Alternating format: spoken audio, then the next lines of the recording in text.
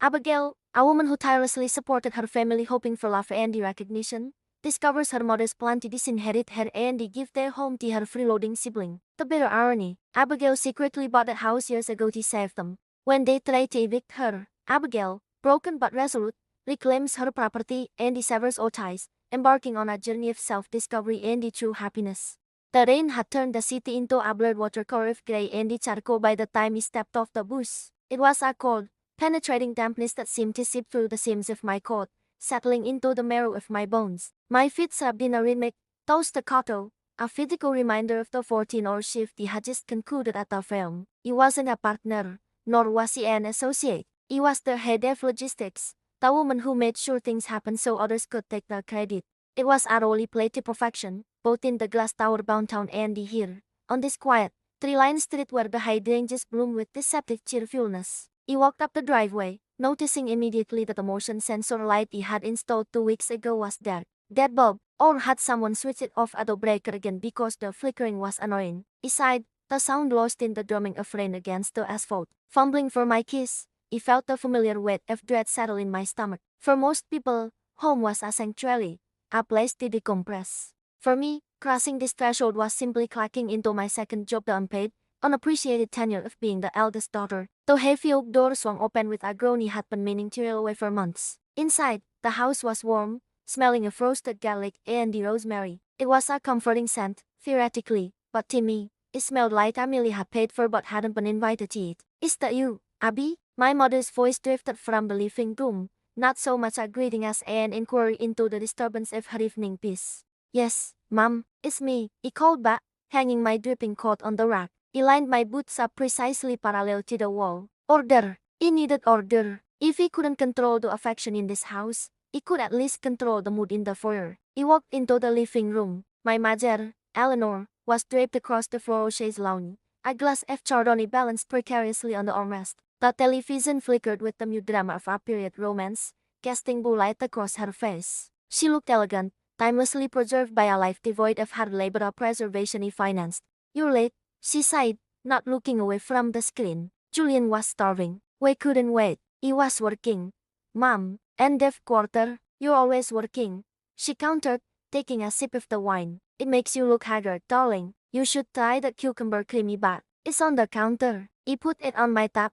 "But you can pay me back when you do the transfers." He swallowed the sharp retort that rose in my throat. "Your tab is my tab, Mother." Instead, he just nodded. "Where is Julian?" "In the kitchen. He's had a very stressful day. Be gentle with him." He turned toward the kitchen, my jaw tightening. Julian, my younger brother by 6 years, was 32 years old. His definition of a stressful day usually involved losing a video game tournament or having to wake up before noon. The kitchen, a sprawling space with granite countertops he had selected 5 years ago, was a disaster zone. The remains of a rosemary chicken dinner lay scattered like casualties of war. Bones on the counter, sauce splattered on the backsplash, and the mountain of dishes precariously stacked in the sink despite the empty dishwasher sitting 3 feet away. Julian was leaning against the island, scrolling through his phone, picking at a leftover drumstick. He wore a silk robe one he had given him for Christmas and he looked every bit the lord of the manor. "Hey, ABS," he mumbled, mouthful. "There's some salad left in the fridge if you want it.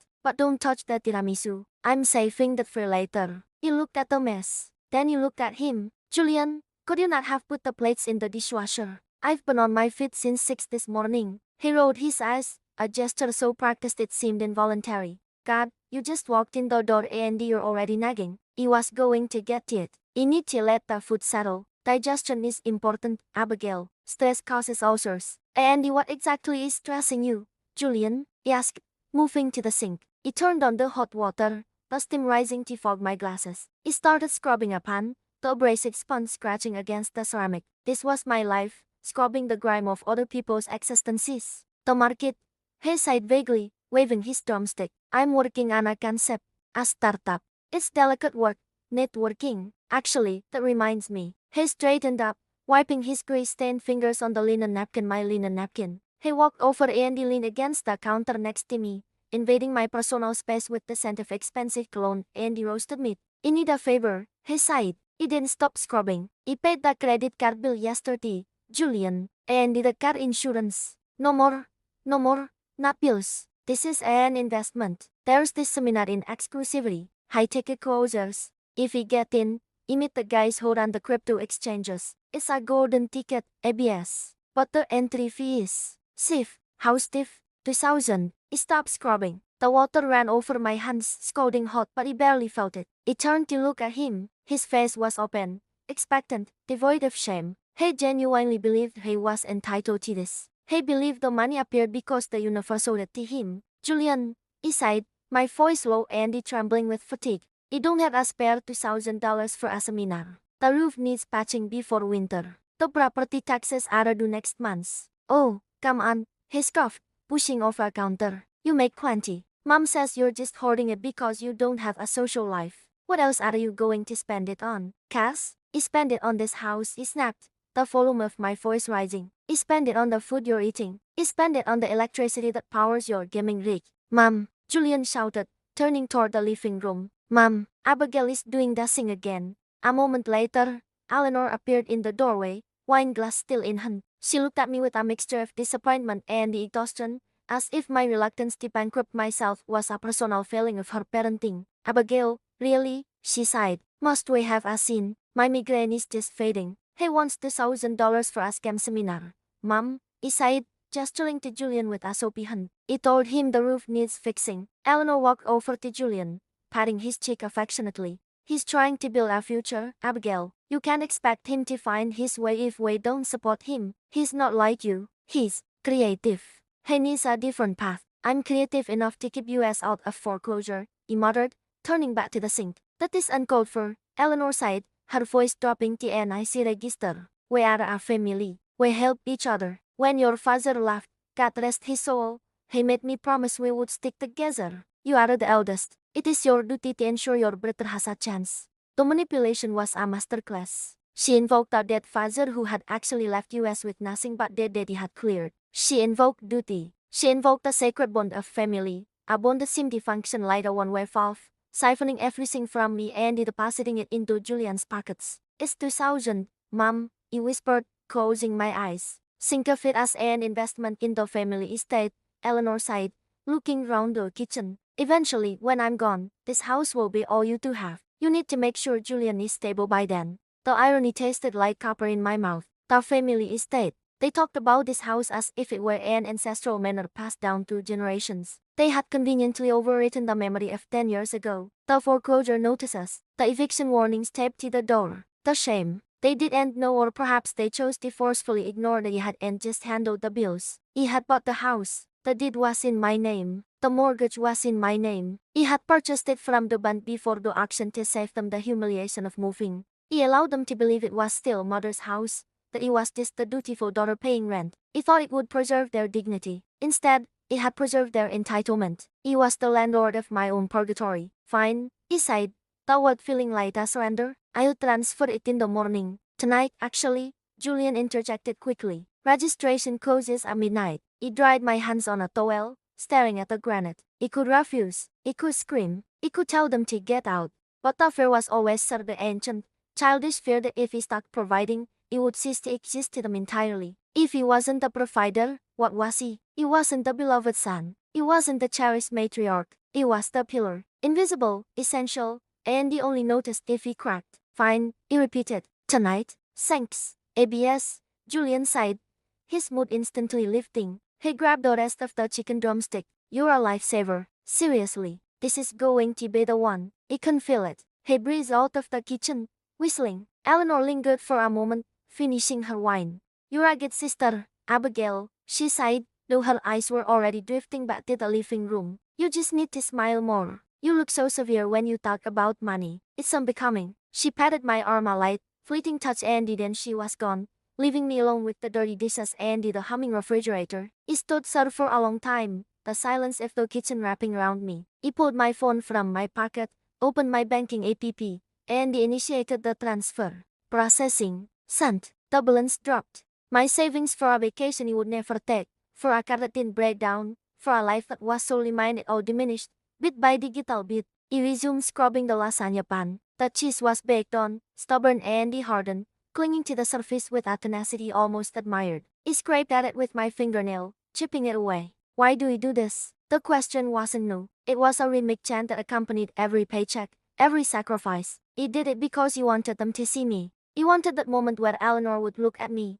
really look at me, and he say, "Thank you, Abigail. You saved us." He wanted Julian to realize that the clothes on his back and the food in his stomach were manifestations of my love, of my labor. But love, in this house, was not a currency could earn. It was a resource hoarded by those who didn't work for it. He finished the dishes, wiping down the counters until they gleamed under the recessed lights. He took out the trash, calling the heavy bag out to the curb in the rain. He checked the mailbox, grabbing the stack of envelopes, bills, catalogs, pre-approved credit card offers for Julian. But inside, the house was quiet. The TV was off. They had gone to bed, leaving the downstairs lights blazing, trusting that the invisible pillar would walk around and he switched them off. He moved from room to room, clicking off the lamps. The darkness felt friendlier than the light. In the darkness, the scuffs on the floorboards disappeared. In the darkness, he could pretend this was just a house, and not a monument to my own exploitation. He climbed the stairs, my knees cracking softly. My bedroom was at the end of the hall, the smallest room, naturally. The master suite was Eleanor's.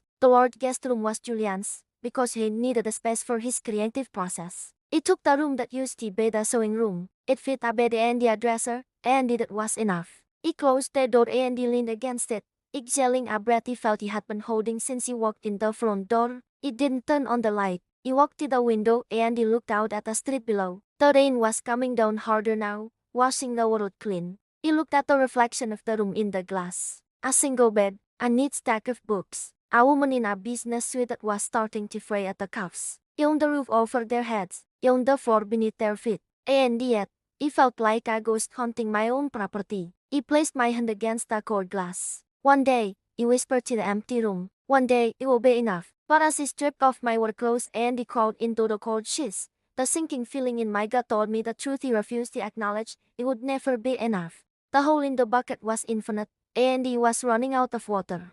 The hallway floorboards, warped by years of humidity and neglect, had a specific rhythm he had memorized decades ago. Step on the left near the skirting board. Skip the center plank where the wood had begun to splinter. Slide the foot gently on the set stride to avoid the groan of settling timber. He moved through the house like a ghost, a skill he had perfected not out of malice, but out of a desperate necessity to avoid being asked for something. If he wasn't seen, perhaps he wouldn't be asked for money, for labor, or for emotional validation.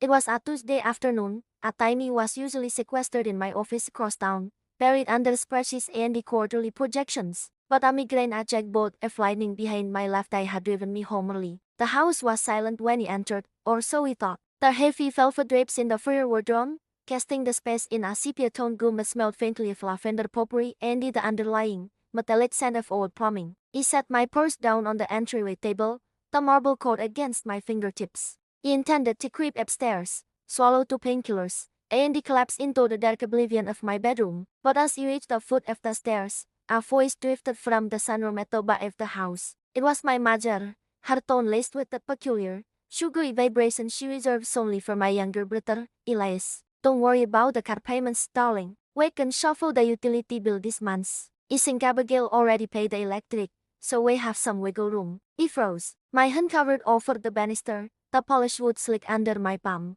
It wasn't a mention of my money that stopped me was used in my bank account being the family's unspoken emergency fund, but the conspiratorial hush of her voice. So there was a texture to it, a secret being shared, that rooted me to the spot. "It's not just the car, Ma," Elias' voice whined, the sound grating against my headache. "It's everything. I'm trying to get this business off the ground, but nobody supports me. I feel like I'm constantly one step away from the street."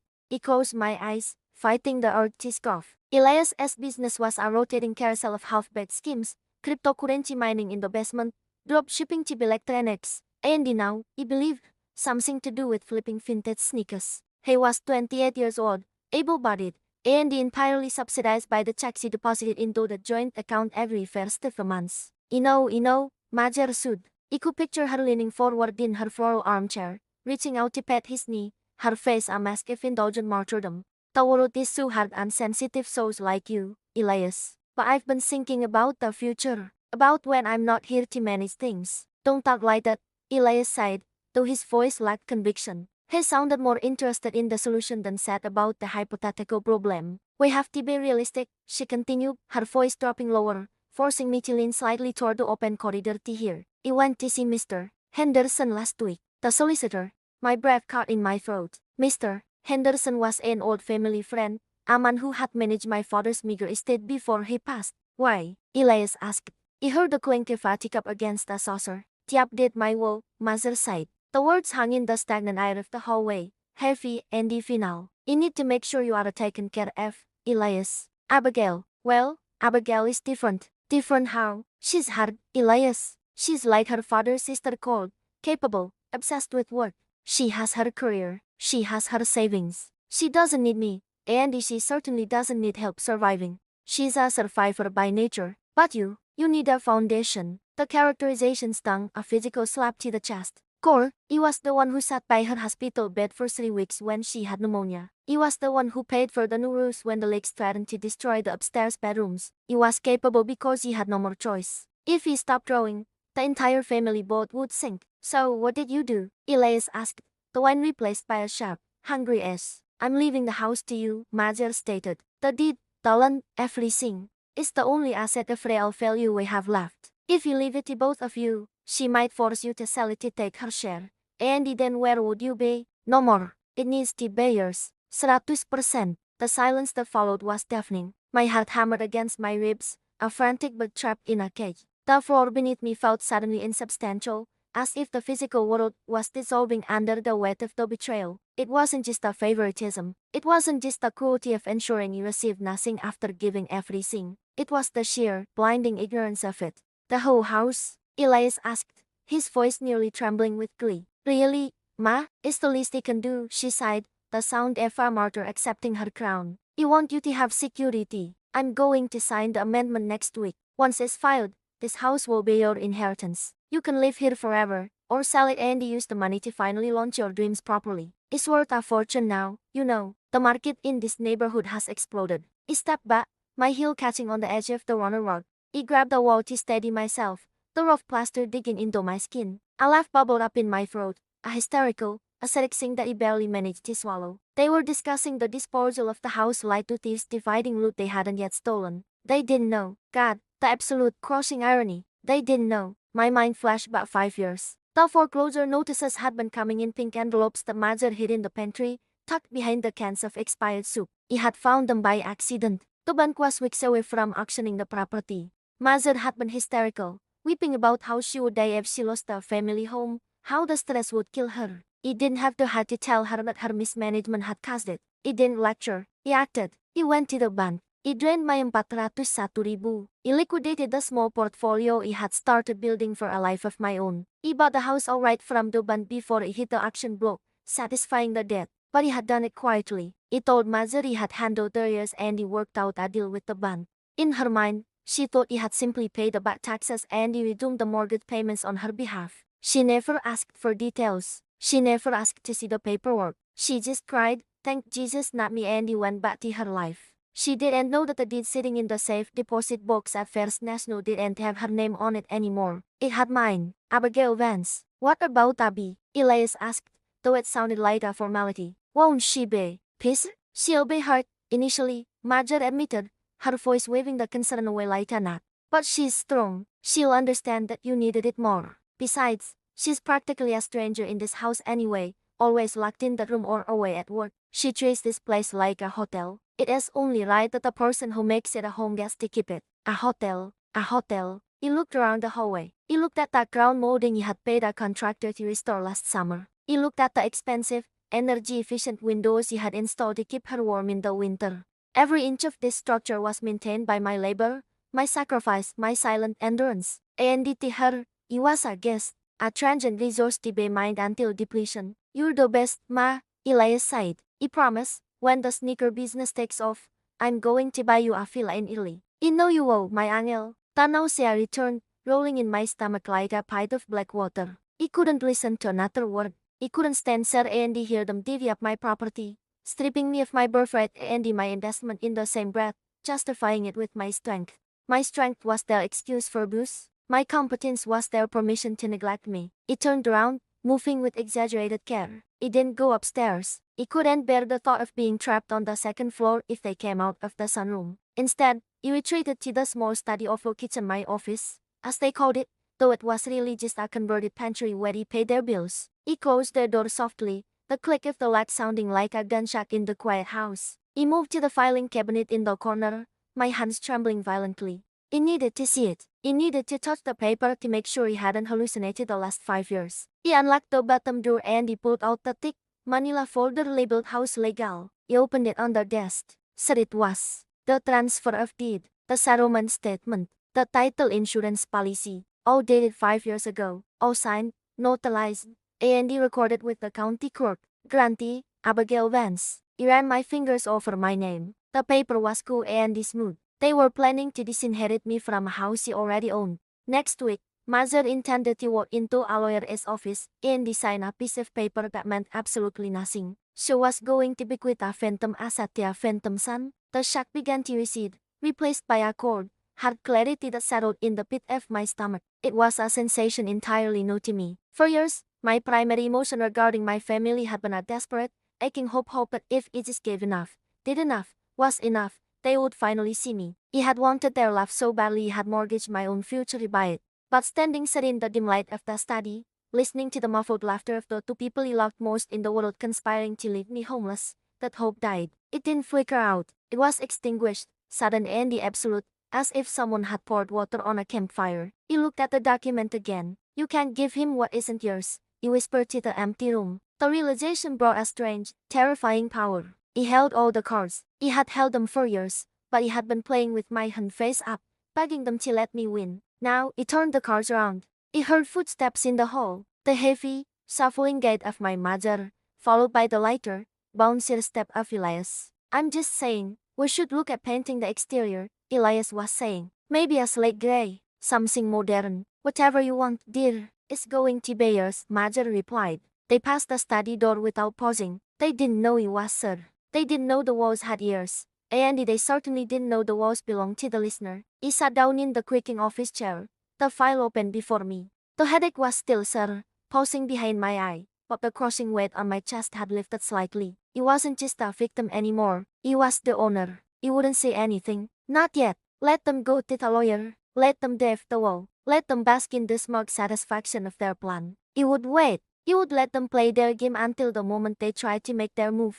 A single tear tracked down my cheek, hot and salty. He wiped it away furiously. It would be the last one he said for them. This is my house, he sighed, my voice gaining a fraction of volume, testing the shape of the words. This is my house. Outside the window, the sun began to dip below the horizon, casting long, distorted shadows across the lonely patch he had mowed. The betrayal had been whispered in the sunroom, but the reckoning would be shouted from the rooftops. He closed the folder, the snap of the paper sounding like a judge's gavel. The verdict was in. He was done saving them. It was time to save myself. The morning sun filtered through the dust motes dancing in the dining room, casting long deceptive shadows across the oak table, a table he had refinished with my own hands 3 summers ago to save you as the cost of one. The house was quiet, but it was the silence if I held breath, the pressurized stillness before a structural collapse. He sat with a mug of coffee that had gone cold in my hands, staring at the condensation weeping down the ceramic, pulling on the wood. My mother, Masa, sat up at me. She was arranging coasters with a nervous, fluttering energy that usually signaled she was about to ask for money. To her right sat Caleb, my younger brother, leaning back in his chair with a cavalier slouch, picking at his cuticles. He didn't look at me. He rarely did unless he needed his car insurance paid or a character reference for a job he would inevitably quit 3 weeks later. Abigail, my mother started, her voice pitching up into the saccharine tone she reserved for bad news disguised as benevolence. We need to have a family meeting, a real heart-to-heart. He didn't drink the coffee. He couldn't. My throat felt lined with sandpaper, the residue of the conversation he had overheard yesterday still burning in my esophagus. Disinherit, freeloader, my house. The words were jagged stones in my stomach. I'm listening, he sighed. My voice sounded strange to my own ears, flat, hollowed out. Masa exchanged a quick, conspiratorial glance with Caleb. It was a micro-expression, a flash of shared knowledge that excluded me entirely. It hurt more than a slap. You know, darling, she continued, clasping her hands on the table, I've been doing a lot of thinking about the future. My future, Caleb's future, and yours. You're 32 now, Abby. You've been Well, you've been stagnating here. Stagnating. Toward hung in the air. Heavy and poisonous. He looked around the room. He saw the ground molding he had better place when the rot set in. He saw the high-efficiency windows he had installed 2 winters ago so Masa wouldn't take complaint about the drift.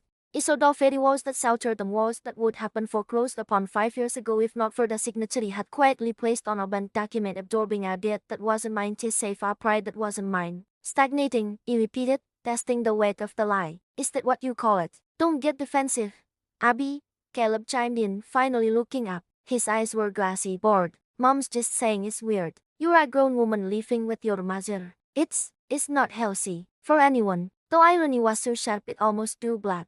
Caleb, who had moved back in 4 times, who currently occupied the basement he had renovated, was lecturing me on independence. We've made a decision, Masa sighed, rushing the words now, anxious to get to the verdict. I've decided to transfer the deed of the house. I'm going to put the property in Caleb's name. Early inheritance. He stared at her. The world seemed to tilt on its axis. They truly believed it. They truly believed that a piece of paper Masa kept in her safe deposit box a deed that had been nullified. And transferred to me during the foreclosure bailout she had refused to acknowledge was still valid. She had signed the papers in a haze of denial, letting the bank handle the restructuring, never bothering to read that the bank was a holding company he had formed to save her dignity. You're giving the house to Caleb, he stated, my voice dangerously calm. He needs a leg up, Abby. Martha's eyes welled with performative tears. He's a man. He needs us to build a life, to start a family one day. You're capable. You have your career. You're the strong one. You've always been able to fend for yourself. And there's more, Caleb added, a smoke smirk tugging at the corner of his mouth. He leaned forward, placing his elbows on the table. Since it's going to be my house, he has plans. Renovations. He want to turn your room into a studio. The light is better on that side. My grip on the mug tightened until my knuckles turned the color of old bone. My room. We think it's best if you move out, Masa sighed softly, as if she were suggesting you try a new brand of tea rather than evicting me from the home illegally owned. By the end of the month, it's time, Abby. It's for your own good. We're doing this because we love you enough to push you out of the nest. The audacity was a physical blow. It slammed into my chest, knocking the wind out of me. He looked at my mother, the woman whose medical bills he paid, whose groceries he bought, whose leaking roof he fixed. He looked at my brother, the boy he had tutored, defended, and he bailed out of jail twice. They weren't asking. They were dictating. They were stripping me of the sanctuary he had built for them, confident in their power, secure in the belief that it was nothing more than a resource they had exhausted. You're evicting me, he whispered. Evicting is such a harsh legal word, Masa scoffed, waving a hand dismissively. We're just transitioning. You have a good salary. You can rent an apartment in the city. Caleb can't afford it. It's only fair, Abigail. Fairness has always been important to this family. The ticking of the grandfather clock in the hallway seemed to slow down, each second stretching into an hour. Tick, a lifetime of seeking approval. Talk, a child has spent trying to beg it enough. Tick, the nights he worked overtime to pay the property taxes she ignored. Talk, the realization that he was not a daughter to her, he was a host organism. Something inside me snapped. It wasn't a loud snap. It wasn't a scream or a crash of breaking glass. It was a silent, internal severing. It was the sound of a tether being chewed, the final thread of hope that had bound me to these people dissolving into ash. He looked at Martha's face, searching for a trace of hesitation, a flicker of guilt. There was none. There was only the greedy anticipation of getting her way, of securing her golden boy's future at the expense of her scapegoat. A coldness washed over me, starting at the base of my spine and spreading outward to my fingertips. It was a terrifying sensation, devoid of heat, devoid of love, devoid of the frantic desperation that had defined my relationship with them for decades. It was the feeling of absolute clarity. 30 days, he sighed. Masa blinked, surprised by my lack of resistance. Well, yes, ideally. The first of the months is coming up. And you're sure about this? He asked, looking directly into her eyes. You're sure you want to hand everything over to Caleb? You want me gone? It's the right thing to do, she said firmly, straightening her posture. I'm the matriarch of this family, Abigail. I know what's best. And I need the space, Caleb added, emboldened by my apparent slender. I can't have my big sister looking over my shoulder while I am trying to launch my brand. He stood up slowly. The chair scraped against the my floorboards. He could have told them then. He could have screamed that he bought a mortgage debt for pennies on the dollar 5 years ago. He could have run upstairs, grabbed the deed from my locked fireproof box, Andy slammed it onto the table. He could have watched the color grin from their faces as they realized they were trying to evict the landlord. But that would have been too quick. That would have been a crime of passion. Andy, what he felt now wasn't passion. It was strategy. If he told them now, they would beg. They would backpedal. Masa would cry. Andy said she was confused. That she just wanted USO to be happy. Caleb would play the victim. They would manipulate me back into submission. Andy would be trapped in this cycle of abuse forever, holding a title deed over their heads while they ate my food. Andy drained my soul. No more. They wanted to play a game of power. They wanted to wield all of Andy property rights as a weapon to hurt me. He would let them. He would let them walk into the trap they had set for themselves. He would let them savor their victory. He would let them pat my boxes in their minds. He would let them feel the triumph of casting me out. Because when the blow finally landed, he wanted it to be fatal. He didn't just want to win the argument. He wanted to scorch the ass so nothing could ever grow between us again. Okay, he sighed. That word tasted like iron. Okay, Masa echoed, a smile breaking across her face, a smile of relief, of conquest. Oh, Abby, I knew you'd understand. You're such a good girl. I'll start packing, he sighed. That's the spirit. Caleb clapped his hands together. Hey, leave the bookshelf in the corner, will you? It fits the vibe I'm going for. He looked at the bookshelf. Mahogany, custom built. He had saved for 6 months to buy the wood. Sure, Caleb, he sighed, my voice barely a whisper. I'll leave everything exactly as it should be. He turned my back on them. He walked out of the dining room, listening to the immediate eruption of their chatter behind me. They were already celebrating. They were already moving furniture in their heads, spending money they didn't have, living a life that existed only because he allowed it. He walked up the stairs, my hand gliding over the banister he had sanded. Every creak of the steps was a memory of sacrifice, and every memory was no fuel for the fire he was about to light. He entered my bedroom and he closed the door. He didn't cry. The time for chaos had passed in chapter kedua. This was the time for war. He went to my desk and he sat down. He opened my laptop, the blue light illuminating my face in the dim room. He didn't open real estate listings. He didn't look for apartments. He opened a new folder. He named the eviction. Then he reached for my phone and he dialed the number of a lawyer he had met at a networking event years ago, a shark of a woman who specialized in property disputes, and he had once told me over wine the family law was just contract law with more screaming. The phone rang. One ring. Two rings. Downstairs, he heard Masa laugh, a shrill, delighted sound. Injured? Major? He thought, a chord, heart resolve settling in my chest like concrete. Injured, this last moment of sinking, you have won. The line clicked open. This is Catherine, a sharp voice answered. Catherine, he sighed, and for the first time in my life, my voice didn't waver. It's Abigail. I have a situation regarding a property title and the unwanted tenants. When can we meet? He looked out the window at the garden he had planted. The hydrangeas were in bloom, blue and vibrant. He would miss them, perhaps. But as he sat, sir, listening to the lawyer check her schedule, he realized he wasn't losing a home. He was excavating a tumor. The breaking point had come and gone. Now, he was just looking forward to the snap. The polished mahogany of Mr. Starling's desk was cool under my fingertips, a stark contrast to the feverish heat that had been radiating from my chest for the last 24 hours. The office smelled of lemon polish and the old, bound paper, a scent that felt incredibly sterile compared to the suffocating, stale-eyed of the house he had just left. Mr. Sterling, a man whose face seemed etched from granite and patience, adjusted his spectacles and he looked down at the document he had placed before him. It was the original deed 42 Oak Creek Lane. My name, Abigail Vance, was the only one printed on the ownership line, dated 5 years prior. So, Mr. Sterling sighed, his voice alawambo that vibrated through the quiet room. Let me understand this correctly. Your mother and your brother are attempting to file an unlawful detainer against you, to remove you from the premises. Yes, he sighed. My voice didn't shake. He was surprised by that. They believe the house belongs to my mother. She thinks the mortgage payments I've been making directly from my account were just rent or contributions to her estate. She doesn't know about the note from the bank when she defaulted years ago to stop the foreclosure. Mr. Sterling leaned back, a faint, incredulous smile touching his lips. He tapped the eviction notice my mother had taped to my bedroom door yesterday, the catalyst that had finally burned the bridge between us. And now you want to respond? No more, he corrected him, a word tasting like iron. I don't want to respond to their eviction. I want to initiate my own. I want them out, both of them, and I want to sever all financial ties immediately. The silence that followed was heavy, filled only by the rhythmic ticking of the grandfather clock in the corner. It felt like a countdown. This is a nuclear option, Abigail, he warned, though his eyes showed a glimmer of professional respect. Once we serve these papers, there is no more going back. Paulo is cold. It does not care about family dinners or birthdays. You are essentially rendering your mother and the brother homeless unless they have resources you haven't mentioned. He looked out the window at the grey cityscape.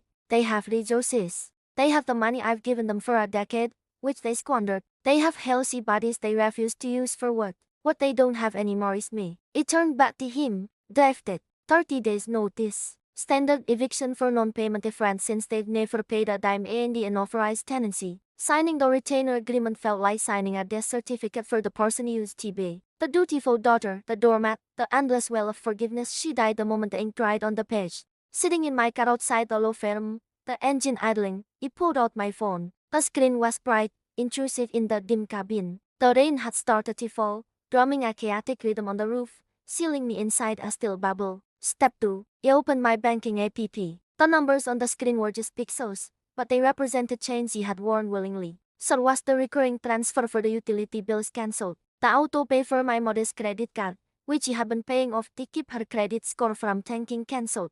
The supplementary allowance for Leo, my brother, label gas and the groceries but usually spent on vape pots and the video games, cancelled. My thumb hovered over the final confirmation button. A wave of nausea rolled over me. It was a phantom pain, the conditioned reflex of a lifetime spent fearing their disapproval. If he did this, the screaming wouldn't just be a threat. It would be a reality. They tried to kick you out, a voice whispered in my mind. They plotted to steal the roof over your head, the roof you paid for, and they give it to Leo. I pressed confirm. Transaction cancelled.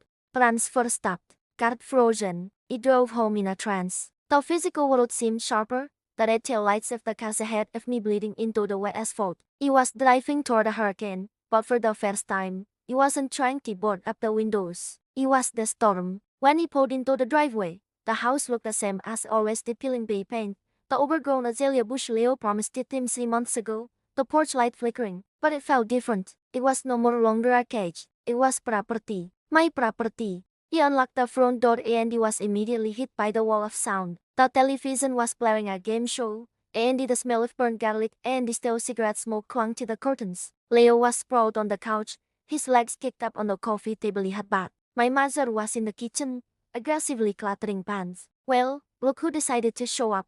Leo sneered, not looking away from the TV. Mom was about to call the cops. Thought maybe you finally got the hint, and he laughed. He didn't answer. He walked past him, my heels clicking on the hardwood floor, and he placed a thick manila envelope Mr. Sterling had given me on the center of our coffee table, right on top of his scattered gaming magazines. What's this? Leo asked, glancing down. Read it, he sighed. My voice was quiet, devoid of the pleading tone usually employed. My mother came out of the kitchen, wiping her hands on a rag. Her face was tight, ready for a fight. Abigail, we need to talk about the internet bill. It didn't go through today. He tried to buy it cancelled, he sighed, turning to face her. She stopped dead. Excuse me, the internet, the electricity autopay, the credit cards. He cancelled all of it about an hour ago. The silence in the room was absolute. Even the TV seemed to fade into the background. Are you insane? Leo sat up, the lazy slump vanishing instantly. You can't just turn off the money. Abby, we have agreements. I have no more agreement with you.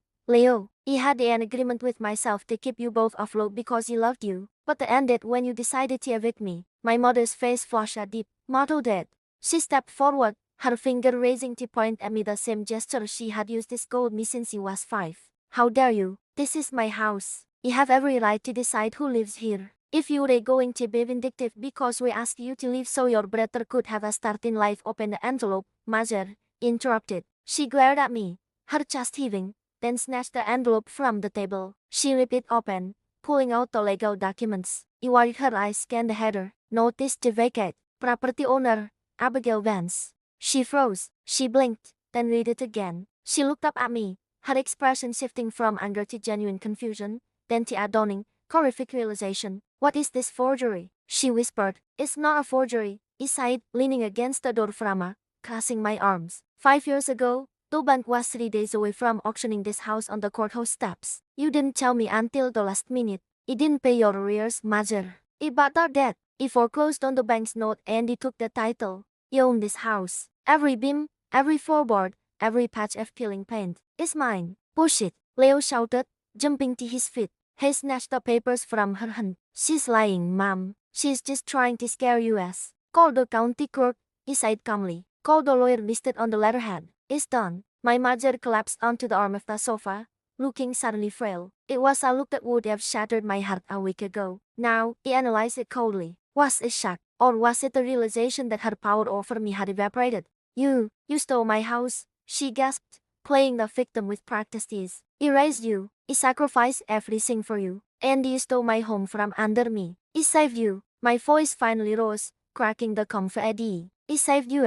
For 5 years, I let you believe you still owned it so you wouldn't feel the shame of losing it. I paid the taxes. I paid the insurance. I paid for the roof repairs you complained about. And how did you repay me? You plotted to throw me onto the street because Leo needs space to find himself. I looked at my brother, who was staring at the legal seal on the paper, his mouth slightly open. You have 30 days, he stated, regaining my composure. The lawyer advised me to give you the statutory minimum. If you aren't out by the date on the paper, the sheriff comes. And since I've cut the funding, I suggest you start packing and looking for jobs immediately. You can't do this, Leo stammered, his aggression melting into the terrified whine of a child. Abby, seriously, I have nowhere to go. My credit is trash. I know, I sighed. I've been fixing it for years. But I'm done fixing things that are determined to stay broken. My mother stood up, her eyes narrowing. The frailty vanished, replaced by venom. If you go through with this, Abigail, you have no more family. Do you understand? You obey that to us. The threat hung in the air, heavy and sharp. It was the ultimate weapon in her arsenal, the one she had sharpened against my neck since childhood. Comply or be unloved. I looked at the woman who had given birth to me, seeing the selfishness act into the lines of her face. I looked at the brother he had protected, seeing only entitlement. I've been dead to you for a long time, he said softly. It was just a wallet with a pause. If reclaiming my life means I'm an orphan, then say bet. He turned around and he walked toward the stairs. Where are you going? Leo shouted after me. We aren't done. He sighed without looking back. I'm going to my room, in my house. Do not disturb me. He walked up the stairs, my legs feeling like lead, trembling with the adrenaline rush. Behind me, the shouting started a cacophony of blame, panic, and the cursing. They were turning on each other now, the pressure cooker finally exploding without me to act as the safety valve. He entered my bedroom and he closed the door. He turned the lock. The click was the loudest sound in the world. He didn't cry. He thought he would, but the tears didn't come. Instead, he walked to the window and he looked out at the rain washing the street clean. My hands were shaking, yes, but my chest felt strange. It felt lighter. The crushing weight that had sat there for years, the anxiety, the need to please, the fear if their rejection was gone. They had already rejected me. They had tried to destroy me. And in doing so, they had set me free. He sat on the edge of my bed and he listened to the muffled shouting downstairs. It sounded like a distant radio station, something unconnected to my reality. He took a deep breath, inhaling the cool, damp air seeping through the window frame. 30 days, just 30 days of the storm, and then, silence. He lay back on the pillows, staring at the ceiling fan spinning slowly above me. For the first time in my life, he wasn't planning how to fix their problems. He was wondering what color he should paint the walls when they were gone. Blue, he decided. A calm, deep, ocean blue. The click of the deadbolt sliding into place was the loudest sound he had ever heard. It wasn't a slam, nor a bang, but a precise, mechanical snap that severed the world outside from the sanctuary within. I stood with my back against the heavy oak door, my chest heaving as if he had just run a marathon. But he hadn't run. He had stood still. He had watched the sheriff's deputies escort my mother and Decal about. He had watched a moving truck rumble away, carrying their possessions and their betrayal down the street, leaving tire marks on the asphalt like scars. Silence descended upon the house. It was a thick, physical weight, pressing against my eardrums. For years, this hallway had been a tunnel of noise, the television blaring Caleb's video games, my mother's shrill complaints about the temperature, the neighbors, or my insufficient gratitude. Now, the only sound was the hum of the refrigerator in the kitchen, and the frantic beating of my own heart. He pushed off the door and he took my first step into the living room. It was strange how a space could feel so vast and yet so claustrophobic at the same time. They had taken the furniture, the plush bench sofa I had paid for, the mahogany coffee table, the television, all of it. The room was a skeleton of its former self, defined only by the dust outlines left on the hardwood floor where the wogs used to sit. The afternoon sun sliced through the sheer curtains, illuminating millions of dust motes dancing in the air.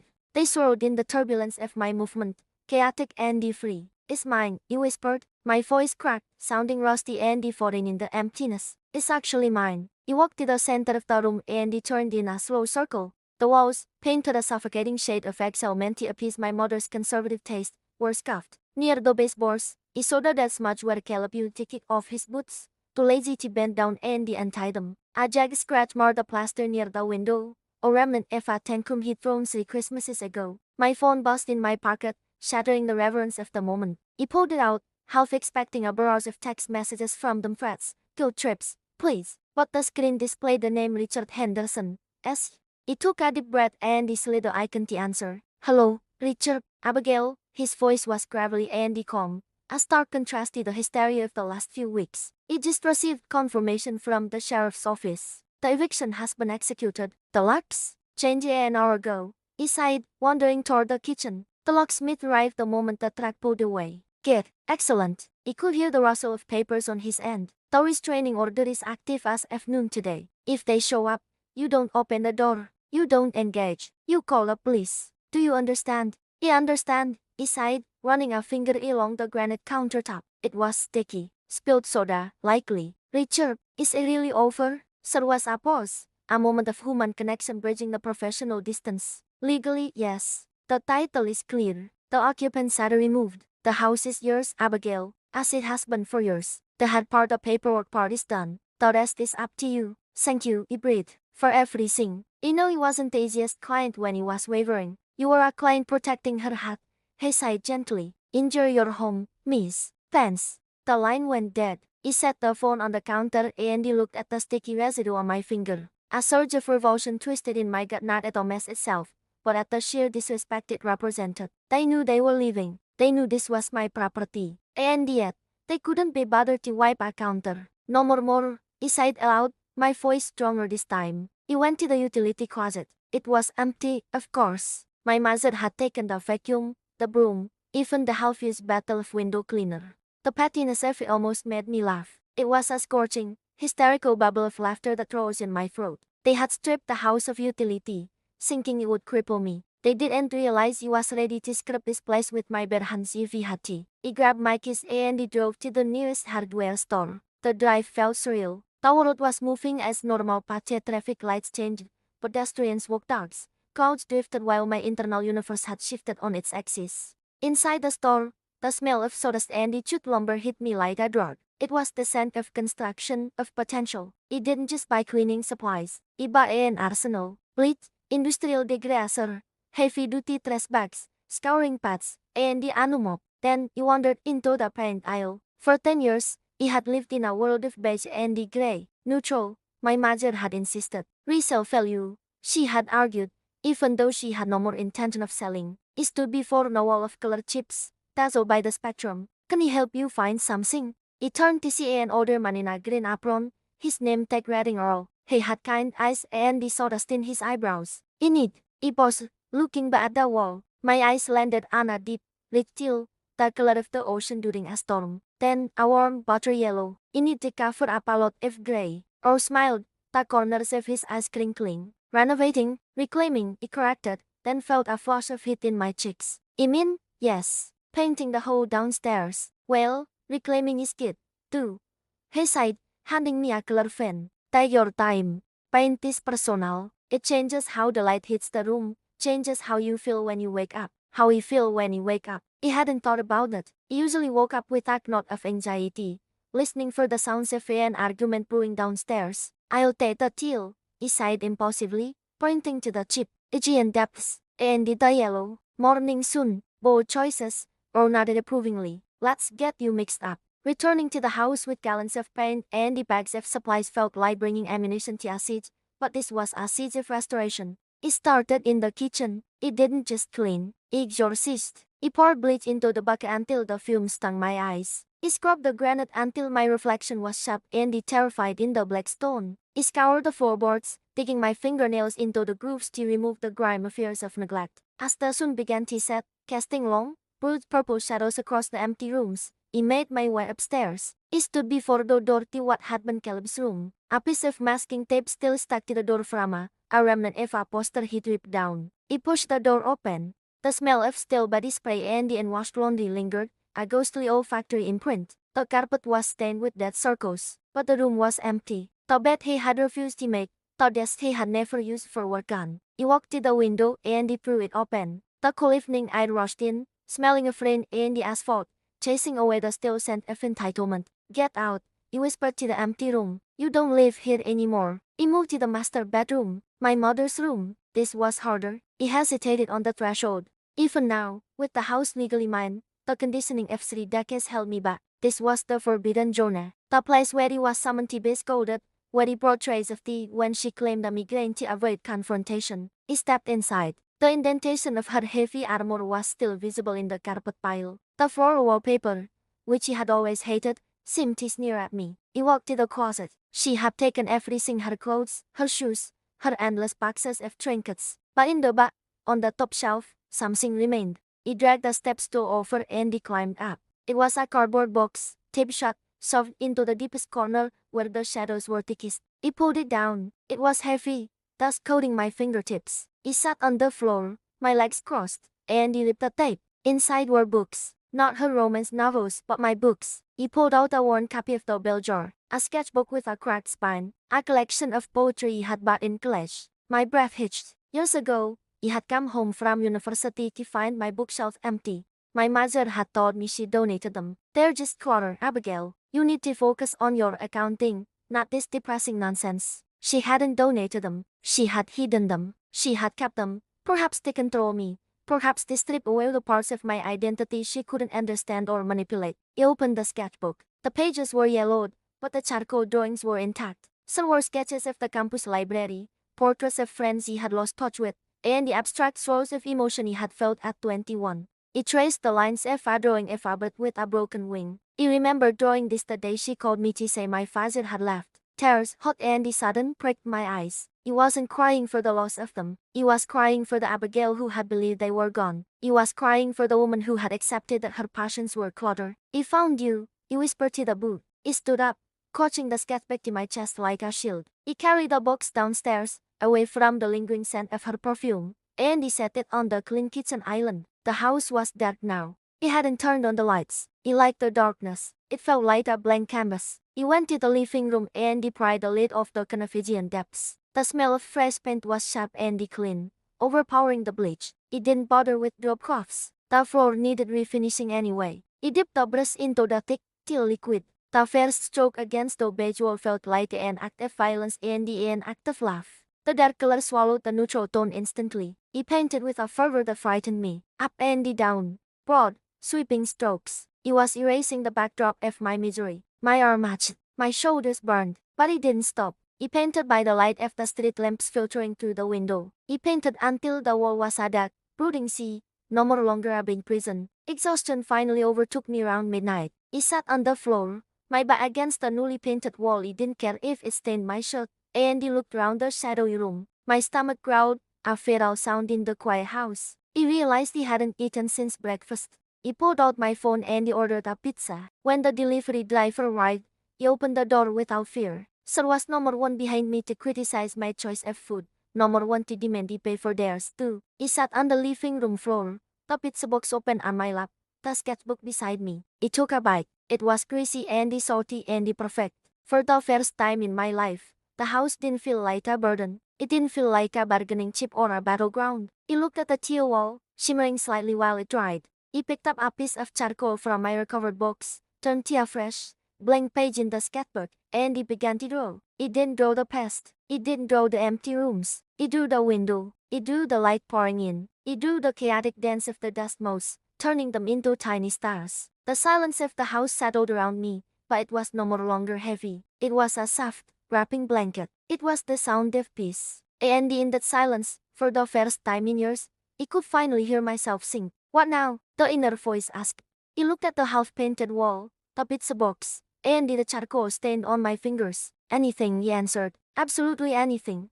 The morning light hit the newly refinished oak floors differently now. Before, Lawson seemed to struggle against the heavy, dusty drapes my mother had insisted upon velvet monstrosities that smelled of stagnation and the old arguments. Now, through the sheer linen curtains he had sewn myself, the light poured in light liquid gold, warm and unrepentant. He sat at the kitchen island, a ceramic mug warming my palms. The silence if the house was no more longer a vacuum waiting to be filled by complaints or demands. It was a presence in itself. A companionable quiet that smelled if brewing coffee and the sorority scent of the potted ferns he had placed on the windowsill. It had been 6 months since the gavel fell, 6 months since the locks were changed, and the toxicity that had festered within these walls was physically and illegally excised. Penny, for your thoughts. He looked up, startled from my reverie, to see Elias leaning against the door framer. He was a local carpenter I'd hired initially to fix the rot in the gazebo. But over the last few months, he had become something more, a friend, a confidant, a reminder that malpresence didn't always equate to entitlement.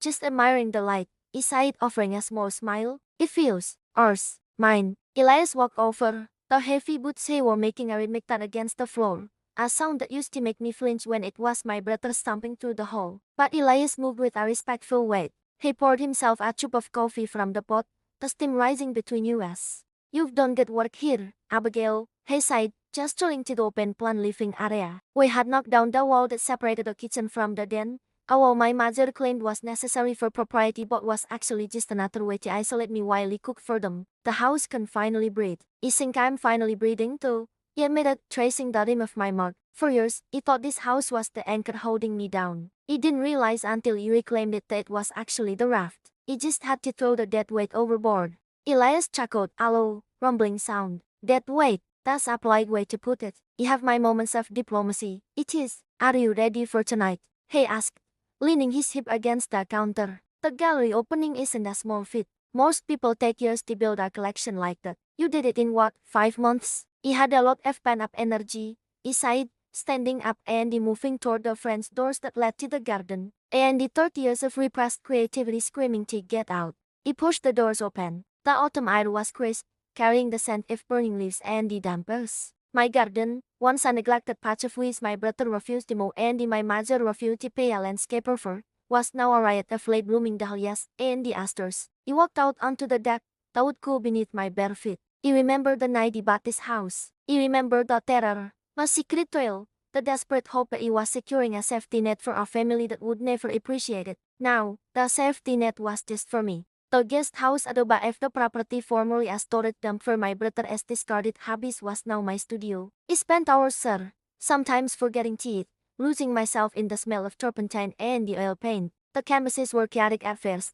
slashing reds and the blacks, exhausting the anger. But lately, they had turned serene, blues, soft yellows, the color of morning light. Elias followed me out, standing silently by the railing. Do you ever wonder about them? He asked softly. He didn't need to specify who. He looked at the horizon, where the tree line met the pale blue sky. He used to worry that he would. He sighed, measuring my words. He thought I feel guilty. The kid-daughter programming runs deep, but the silence is not lonely, Elias. It's peaceful. When you think of them now, it's like remembering a fever dream. It was intense and painful while it was happening, but now that our fever has broken, it feels distant, unreal. They tried to break you, Abby. They tried to erase me. He corrected him, turning to face him. They wanted the house, the money, a labor, but they didn't want me. They wanted a servant. Reclaiming this deed wasn't just about real estate. It was about proving he exists. That he mattered. Elias nodded, his eyes kind. Well, looking at you now, you're pretty undeniable. Later that evening,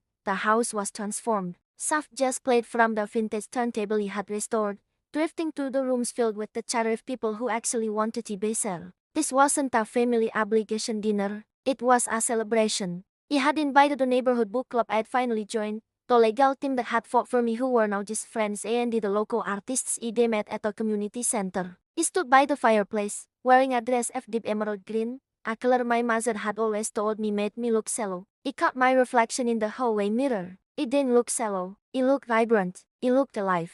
Abigail, Sarah, a vibrant woman with silver hair cropped short, waved me over. She was a retired literature professor who had taken me under her wing. You must settle a debate.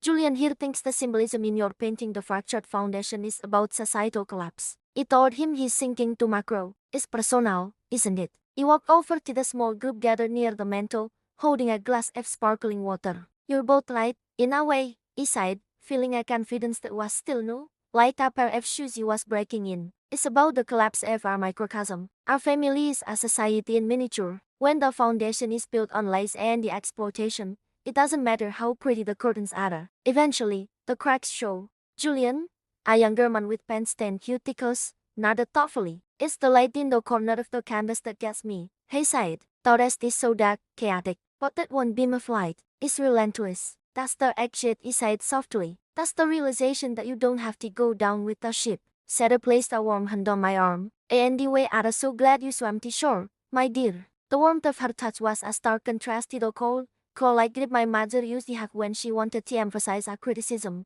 These people didn't want anything from me other than my company. They brought wine, they brought food, they brought laughter. They didn't bring bills or guilt trips. As the evening wore on, I found myself in the kitchen, refilling a platter of figs and cheese. The room was buzzing with life. I leaned against the counter for a moment, just listening. Nidahan, it was Elena, my attorney. She had become one of my fiercest friends. She was out of her power suit, wearing jeans and a silk blouse, looking far more relaxed than she ever did in a courtroom. I think I'm okay, I sighed, smiling. It's a good kind of busy. Elena picked up a fig, examining it. You know, I got a call today from their lawyer. The air in the kitchen seemed to drop a few degrees. My heart gave a single, hard thump, a residual reflex of trauma, before settling back into a steady rhythm. Oh, they wanted to know if you'd be open to mediation regarding some family heirlooms they claim were left behind. Elena sighed, her eyes watching me closely, gauging my reaction. I told them that per no court order, anything left on the property after the eviction date was considered abandoned property. But he sighed, I'd ask you. He looked around my kitchen. He looked at the copper pots hanging from the rack, the ones he had bought. He thought about the boxes of junk he had hauled out of the basement, the heirlooms which were mostly hoardings of old magazines and the broken furniture. What did they actually want? He asked. Money? Presumably. Elena sighed with a dry smirk. Or attention. Narcissists don't like it when the supply cuts them off. He placed the last wedge of cheese on the platter. He waited for the anger. He waited for the fear. He waited for the odd, desperate need to explain myself, to bargain, to fix it. It didn't come. Instead, he felt a profound sense of closure. Tell them, he sighed, my voice steady and low, that there is nothing here for them. Not property, not money, and certainly not me. Tell them that Abigail they knew doesn't live here anymore. Elena's smile widened, genuine and proud. He was hoping you'd say that. Consider it done. I'll send the email in the morning. Tonight, we drink wine. Tonight, we drink wine, he agreed, lifting the platter. We walked back into the living room, and as he re-entered the warmth of the gathering, he realized he had crossed a threshold. The phantom limb of my family was gone. He no more longer reached for it in the dark. The party wound down around midnight. He stood at the door, hugging people goodbye, promising coffee dates and studio visits. When the last cartelites faded down the driveway, leaving the house in silence once more, he didn't feel the crushing weight of loneliness he used to fear. He locked the door, the heavy boat sliding home with a satisfying thump. He walked through the house, turning off lights. In the living room, the embers of the fire were glowing soft orange. He sat down on the rug, pulling my legs up to my chest, watching the dying light. This house had been a weapon, then it had been a battlefield. Now, it was a sanctuary. But more than that, it was a mirror. He looked at the walls he had painted, the furniture he had chosen, the life he had curated. For so long, he had defined myself by how much he could endure. How much pain can Abigail take? How much can she give before she breaks? That was my value proposition. He was the load-bearing wall that never complained. But he wasn't a wall. He was the architect. He stood up and he walked to the hallway, where a large canvas hung my own work. It was a painting of this house, but in the painting, the windows were open, and the birds were flying out of them, dissolving into the sky. He went upstairs to the master bedroom, my mother's old room. He had completely gutted it. The floral wallpaper was gone, replaced by a soothing sage green.